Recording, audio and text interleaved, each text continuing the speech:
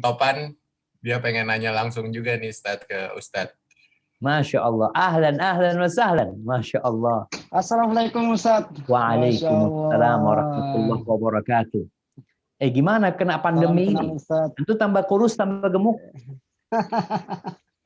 Tambah, alhamdulillah tambah positif. Tapi istri positif Ustaz. Masya Allah. Ini berkah pandemi nih kayaknya nih. Betul sekali, betul sekali. Berkah pandemi, alhamdulillah dikaruniai bisa menikah dan sekarang ini istri sudah jalan 3 bulan. Mohon doa dari antum. Jadi antum nikah pas pandemi? Betul sekali, pas pandemi. Jadi nggak banyak keluar fulus, Mas. 19 Juni. Iya kayaknya nggak banyak kan, nggak perlu rame-rame kan.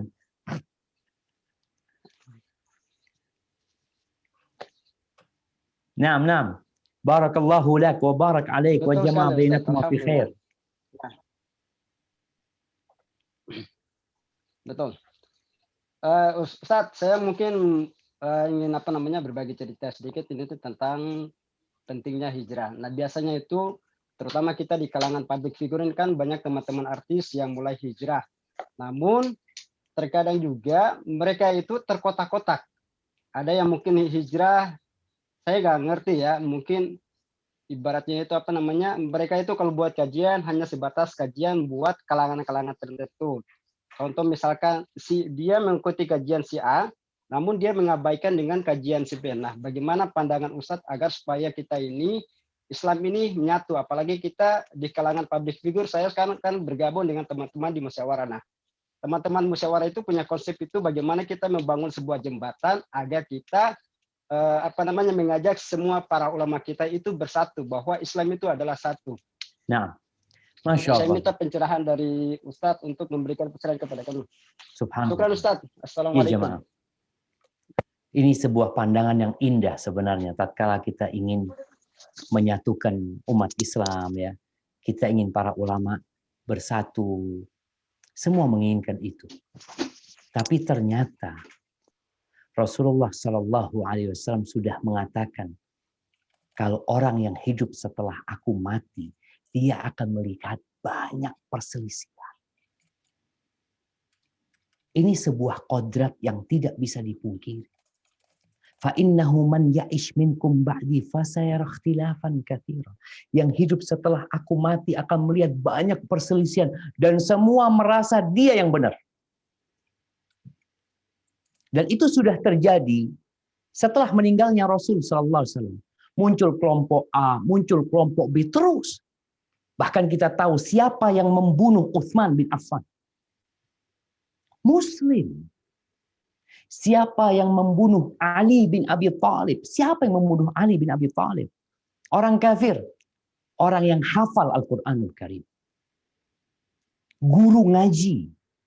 Dan dia membunuh Ali bin Abi Thalib, ingin masuk surga. Bayangkan jamaah.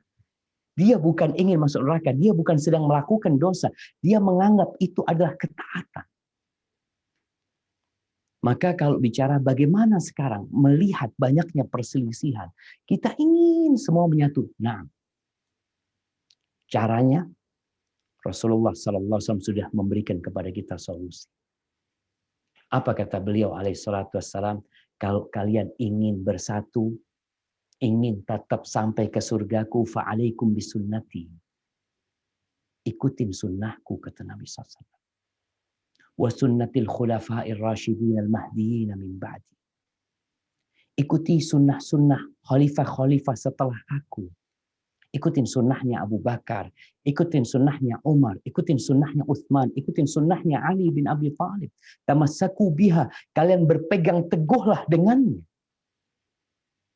Wa addu 'alaiha bin nawajid. Kalian gigit dengan gigi geraham kalian. Wa iyyakum wa muhdatsatil umur. Hati-hati dengan perkara-perkara yang baru dalam urusan agama ini. Fa inna kulla muhdatsatin bid'ah. Sesungguhnya setiap perkara yang baru dalam urusan agama itu disebut bid'ah. Wa kullu bid'atin dhalalah. Jadi usaha untuk menyatukan umat, ya, itu harus menjadi target seorang muslim.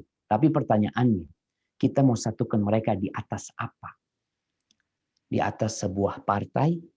Kalau kita bicara partai, ya ada banyak partai Islam. Di atas sebuah ormas, ada banyak ormas Islam. Dan semua mengaku ormas mereka mungkin yang paling benar. Di atas yayasan atau di atas apa. Ada sebuah ungkapan yang mengatakan, udahlah kita ini saling tolong-menolong untuk perkara-perkara yang kita sama. Untuk perkara yang berbeda, ya kita saling memaafkan. Ya, ungkapan ini ada benarnya, tapi ada salahnya. Benarnya di mana ketika mereka berpikir untuk bersatu, untuk saling memaafkan dalam perkara-perkara yang memang ada khilaf. Yang khilafnya memang boleh, yang satu kunut, yang satu nggak kunut umpamanya. Ya ini memang perkara-perkara yang ada beda pendapat. Dan alhamdulillah ada ruang di sana untuk berbeda pendapat, kita saling toleransi. Tapi ada perkara-perkara jamaah yang memang nggak bisa disatukan. Umpamanya kita bicara ada kelompok yang mengkafirkan Abu Bakar Siddiq, yang mengkafirkan Umar bin Khattab, dan mereka berusaha ingin bareng-bareng. Udahlah, yang kita tahu mungkin Syiah, kemudian mungkin orang-orang yang berpemikiran Khawarij, yang mereka mudah mengkafirkan orang. Bahkan Abu Bakar, bahkan Utsman buat mereka kafir, Ali buat mereka kafir. Mungkinkah kita duduk bermajelis sama mereka? Enggak. Jadi intinya, alhamdulillah teman-teman yang sedang berusaha untuk menyatukan kawan-kawan ini. Tapi dia harus tahu di atas apa dia menyatukan. Ya berusaha jamaah. Ana sedih kalau melihat ya perpecahan yang terjadi. Tadi Ana sampaikan kalau bicara partai ya, ada P3, ada apa lagi, ada PKB, ada PKS, ada apa semuanya masing-masing. Dan siapa yang menang? Ya kalau umat Islamnya memikirkan diri mereka, bukan memikirkan agama mereka, ya yang akan terjadi seperti itu. Maka nasihat anak buat teman-teman yang ingin berusaha untuk menyatukan umat Islam, ketahuilah Nabi sudah memberikan solusi buat kita. Dengan itu baru kita akan bersatu. Tapi bukan berarti tidak akan terjadi perpecahan. Perpecahan itu sudah takdir Allah yang kita harus hadapin. Tapi bagaimana kita berada di tempat yang benar bersama kawan-kawan yang benar. Hadza wallahu a'lam bishawab. Masya Allah.